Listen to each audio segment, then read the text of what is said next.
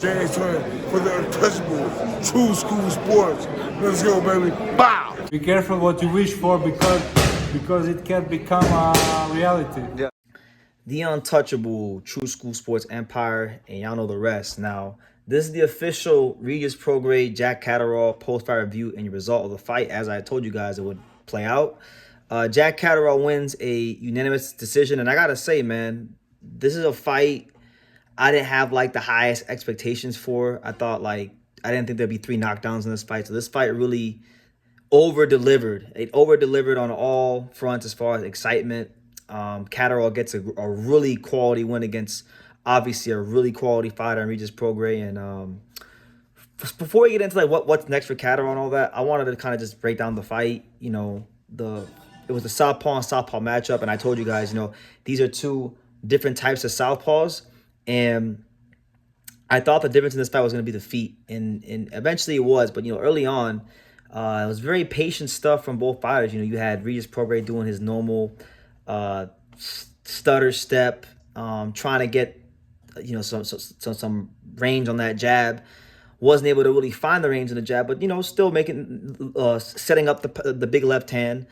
Catterall just being patient, waiting him out, and as the fight wore on, that's really what this fight became about. Catterall's patience. Catterall was able to wait him out, force Regis to come to him, and then eventually it was open season. He wound up counterpunching his way to victory, but not before Regis scored a knockdown. Regis actually scored a flash knockdown. He landed a big power jab on Jack Catterall.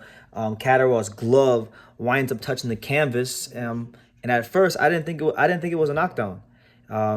But good job by the referee. The referee saw what I couldn't see, and good for him. As far as the rest of the fight, I think it was round 9. Catterall scored 2 knockdowns, and they were just a result of him being the more fundamentally sound fighter, him countering down the middle, him just making Regis pay for everything. And that after that, he was able to put it on cruise control, bank the later rounds. Regis Prograis' ankle went out.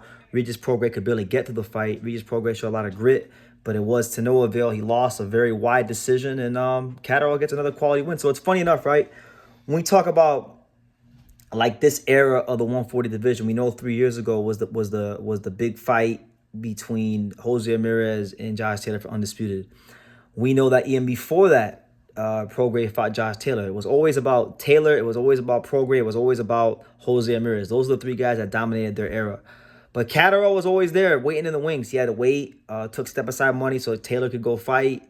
Then he eventually got his chance against Josh Taylor the first fight, got robbed. Second fight, left no doubts, beat him easily. So it's a very good argument that could be made in favor of Catterall, that he is the best 140-pounder in the world, that he is the best 140-pounder quite possibly of his era, because all the guys that you would consider from that era, he's now beating them and looked good in both fights doing it. So now it's just about getting that world title around his waist and further cementing that.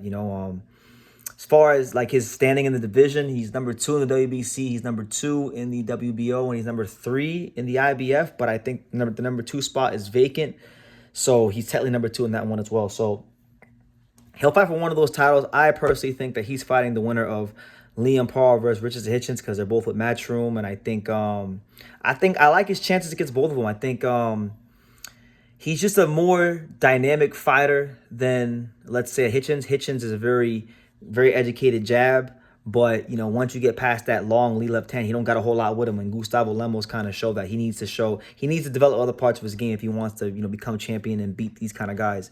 I think Catterall will beat Hitchens. Now, Paro, bit of a trickier fight.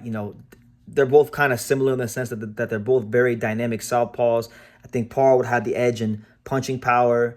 Catterall probably has a slight edge in footwork and positioning. So that one's a damn near 50-50 fight, honestly, in my opinion. So we'll see how it goes. But yeah, as far as Prograis, first of all, my respect goes out to Regis Prograis. I've been a big fan of his for a long time. I think that should probably be it for him at the top level of boxing, just because you look at him, he's up there in age now. To me, he's an overachiever. I mean, Prograis picked up boxing later on in his life. I think he didn't start boxing until his adolescent years. Managed to become world champion. Managed to somehow become a big factor in American boxing without really having a major promoter for most of his career.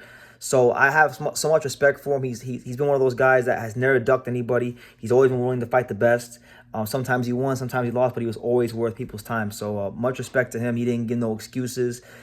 He gave Jack his due, and he even went as far as to say that Jack is the best he's fought so far, which to me is a big claim because Regis has fought Devin Haney, Regis has fought Josh Taylor, Regis has fought, you know, ex-champions, you know, so he knows about top competition in this weight class. So for him to say that should tell you a little bit about how good Jack Catterall is, really and truthfully. And yeah, you know, whether he decides to continue to fight or not, you know, I'll always be a big fan of Regis because he's given so much to the sport of boxing and been a good representation for the American fighters. I just wish maybe he would have become a more technically sound fighter, but, you know, then he wouldn't be as exciting. So, you know, you got to take the good with the bad in boxing. But Jack Catterall continues to prove himself as one of the best in the world, one of the best, not just 140-pounders in the world, not just one of the best fighters in British boxing, but just one of the best pound-for-pound fighters in the world, in you know, from the UK, I think. You know, I think right now there's a debate you could make that Jack Catterall might be, if not the best pound-for-pound fighter from the UK. He's in the top 3. You know, every time he fights, it's just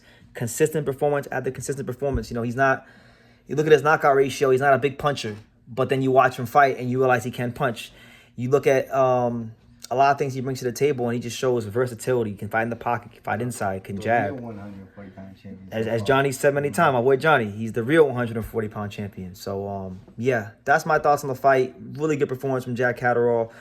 Really good effort by Regis Prograis, but in the end, the better man won. And Catterall should be getting the Hitchens-Parle winner next, which I'm very, like, super intrigued about. I'm hoping, like, if Hitchens wins, that's cool. He'll have earned it. But if Parle comes through that fight, I think Catterall versus Parle is an amazing fight for 140.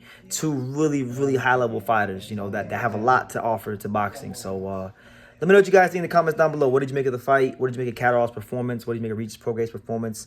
How do you think Catterall matches up with Hitchens and Parle? Because that's probably who's going to fight next. Leave your comments down below. Make sure you guys take the time to subscribe. And like I say in every single one of these videos, you can love me or you can hate me.